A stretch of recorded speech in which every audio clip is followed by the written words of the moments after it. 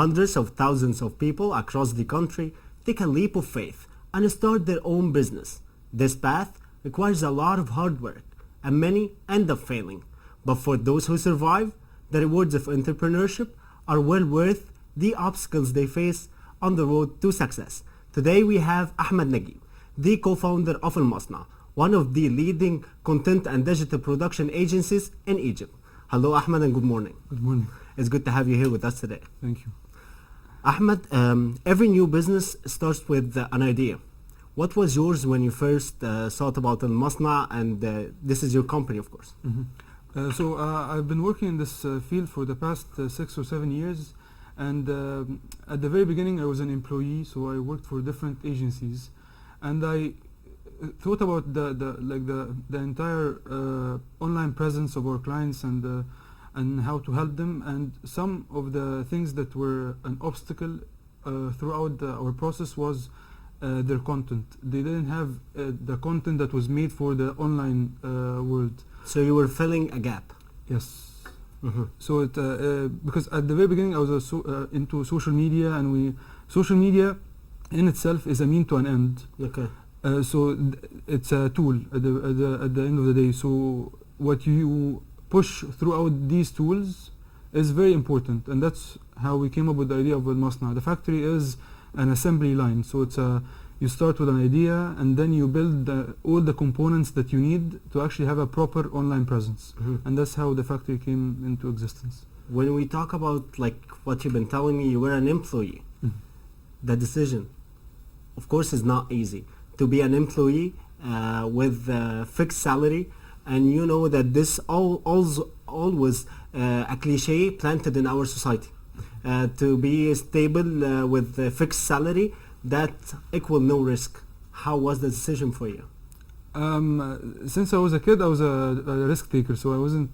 It wasn't that tough to take that decision. I knew the consequences of my actions, so I knew that sometimes I won't have, like, on the personal side of things, I won't have enough money to actually like survive throughout the months, and that's what happened once I founded my company. Sometimes I didn't have enough money to actually like live the life I used to live when I was an employee. You had to give up on some things, of course. Exactly. Okay. Exactly. So it wasn't really easy for you. It wasn't, and if like unless you're going into your own business with like a savings of over $1 million or $2 million, it will be tough, and everyone should know that. While introducing your startup company to your current clients, of course this is a challenge. You are still starting, you are not known in the market. How was it? And like you've been telling me, you didn't have enough money to market as well as you can. Well, the good thing about being an employee for a long period of time is that you develop relationships with different people, and one of the key elements beside being an employee was that I was a very social person in a way. So at the very beginning I used Twitter to get to know people, and my first job offer was actually through Twitter, because yes, and then more like most of my clients nowadays knew me through Twitter. How? I started using Twitter in 2008, and at that time it was a very small community. Yes, exactly. So the people back then who grew to be my friends are now in positions of like power when it comes to their. They have like so many followers. They have so many followers, and on the professional side of things, some of them grew to actually be like CEOs and like marketing managers, and they knew how good I was because of like the progress they saw me do throughout the years. Okay. So it was sometimes it was tough to actually get to clients that didn't know me before, but most of my clients now came through my friends or my connections that I developed throughout the years. So your clients came from the circle you are living in. Exactly. So if someone doesn't really have this circle, this such of circle, or he's working in a different field than his friends, how can he start up his company without having the budget like you had and without having the circle? Well, there are two things. Number one is to actually start working on your own personal brand. So you have to become in a way a public person when it comes to your ideas and your ways of thinking and everything, and start to like ask people. Like sometimes people call me up and they're like, we've known you for a while, can we meet and to discuss things? And if they reach out to like people they like or admire, some of these people will actually tell them come and we'll meet and things might develop from this from like marketing like yourself. And the second thing is to actually do something on a budget, on whatever budget you have, and with hopes that this will spread. And if your work spreads, people will come and ask for more. Because if you do something that's successful, even on a budget, people will come and be like, can we give you more money to actually do stuff for us as well? So these are the two main ways to actually do this. You have been facing many challenges. Let's talk about socially, and then we will start to talk about what happened during your professional career.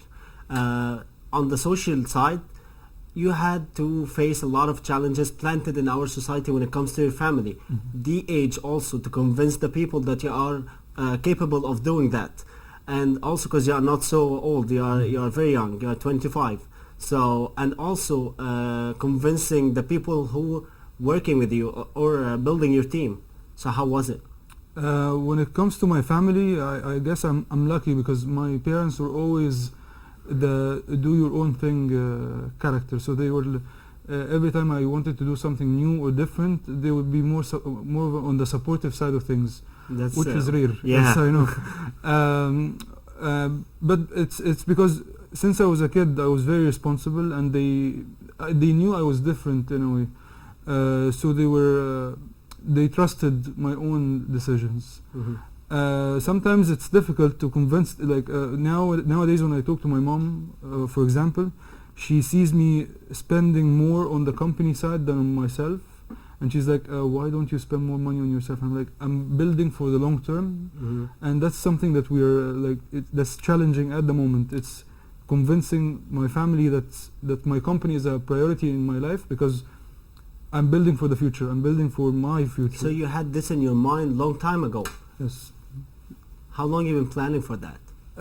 Since I was an employee. Really? Since you were in college, of course. I started my first job in Egypt when I was a freshman in college. So the first year of, and I decided to my mind went towards my own company road when I was a junior. So the year before the last year. And you were saving money since? I didn't actually save that much money, so it's. Can I ask you? I'm really curious. Can I ask you how much did you had when you first started up your company, like your budget? No, I was lucky enough to actually get someone who understood my capabilities. Okay. And that person helped me in a way. Invested in your company. Yes, but it came out of trust and knowing that there is a vision behind whoever investors are not risk takers in that much. They actually look into you and your team, and if they see potential, they invest. Okay. Starting any business has a price, of course. Did you had the means to fund your startup? Like you've been telling me, you had an investor. If someone doesn't really have an investor or doesn't really have the context, like we've been talking before, how can he convince an investor, or how can he borrow money? Is it better to get an investor or to borrow money? I would say to borrow money from family and friends better than getting an investor. Why? Something because investors they look for the return on investment, so they look at how much money they'll make in 3 or 4 years, and then at that point in time they might sell their shares. Okay. But if and they won't be around for long. They're in it for the profit. So it's a matter of control your company. Yes, it's exactly, because it's better to actually build your own company without an investor, which is something that will annoy a lot of people. But I'm a firm believer in you should build your own company without an investor first, and then at one point in time, if you think about growth, that's when you bring on an investor. Okay. It's because you have already established what you are. Because you go through different changes in the first 2 or 3 years. until you know what you really are as a company. Okay. And that's when investors come in when it comes to the growth level. So they already know what you are, what you do, and they saw your vision in action. So they won't actually put their hands into what you're doing that much. They'll give you more control because you've already proved Okay. that you're successful. I want to know about your beginnings. How did you sustain yourself? Of course, you didn't have much profit, or you always in the beginning you always aim to break even. How did you sustain yourself? Okay, so the first thing that anyone who's starting a business should know is, since day one in the business, you should think about making money, not spending money. Okay. Because some people, when they get even investors, they come in and they spend lavishly on their offices and they bring in new furniture and Yes. and they are not actually thinking about the sustainability side of things. They're more of a, we have £500,000 in the bank, so we can actually start spending now, which is a wrong mindset. The mindset that they should have is, since day one, they should start making money. And that's what we did. Of course, we had different obstacles throughout the months Like? ahead. Sometimes because of the instability in the country, Okay. you lose deals that you needed. So you always need to have a backup plan. And at the very beginning, I didn't have any backup plan. So at one point in time, I actually sold my own car to actually pay salaries. So it's for every action there is you always need to have a backup plan throughout the So you were feeling responsible enough towards your team, exactly, because and they appreciated that. very much, very much, because it's one of the key things for success when it comes to companies is the team itself. Like the team is actually more important than anything else. And I think it's at my company I'm very lucky to actually have a very supportive team, and they actually went through a lot with me, and that's why some of them are with me since 2014, and the reason why is because they knew that I cared about them and I cared about the company before myself. Okay. So you already overcame the challenge when it comes to aging. You gained the trust. exactly, Okay. because I'm one of the youngest. Okay. The rest are 26, 27, and 30, 31. I'm really inspired right now. I have to be honest with you. Okay. Let me ask you frankly, was the risk going to be worthy, even if you didn't succeed? Definitely. Why? Because some people there are two camps. The camp that says save money and live in a very safe kind of environment, and there are the other ones who are like, okay, so I'm not going to save, I'm going to take risks. And taking risk is good because I'd rather do something that I want to do than not do something that I want to do, if you know what I mean. Yes, I know what you mean. So it's a matter of will I be okay, or I'll be fine with the fact that I live every day not doing what I love. You're thinking about not regretting not taking the risk, because if not taking that decision will lead you to regret the rest of your life that you have never took that decision. Exactly. One of my key ideas in life is 5 years from now, when I look in the mirror, would I see the results of my own actions or the results of other people who told me to play it safe? And I'd rather see myself and my actions than anything else. Your company is mainly talking about the online platform. Is the online platform the future for the media? I guess it's the answer is already here. Like if you look at all the major TV stations and like CNN or HBO or anyone actually really, you would see that all of them are actually moving more towards the digital side of things, because if you think about it, linear is good for a lot of people, but as in I'll sit in front of the TV and get whatever I In get. Egypt here, it's really hard to move to online rather than linear. You have places in Egypt doesn't really comfortable with the internet. Exactly, and that's why I said linear is here to stay, but at the same time, the upcoming generations are more on the online side of things.